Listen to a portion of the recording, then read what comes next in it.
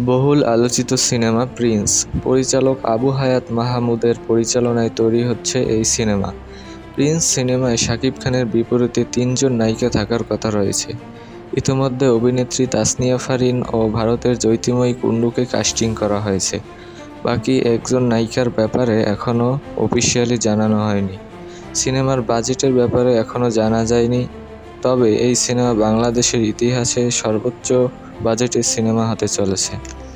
সিনেমায় আরও যুক্ত করা হয়েছে অ্যানিমাল মুভির মতো বড় বড় মুভির চিত্রগ্রাফার অমিত রায়কে। সিনেমায় থাকবে আরাফাত ভাইয়ের বিজিএম, যা বরবাদকেও ছাড়িয়ে যাবে। সিনেমায় শাকিব খানের বিপরীতে খলনায়ক কে হবে তা এখনও জানা যায়নি। নিঃসন্দেহে প্রিন্স সিনেমা বাংলাদেশের ইতিহাস গড়বে। সবকিছু ঠিকঠাকভাবে হয়ে গেলে আগামী ঈদুল ফিতরে প্রেক্ষাগৃহে মুক্তি পাবে এই সিনেমা। তো যারা প্রিন্স সিনেমা দেখার জন্য এক্সাইটেড, তারা অবশ্যই এই ভিডিওতে একটা লাইক দিয়ে চ্যানেলটি সাবস্ক্রাইব করে পাশে থাকবে।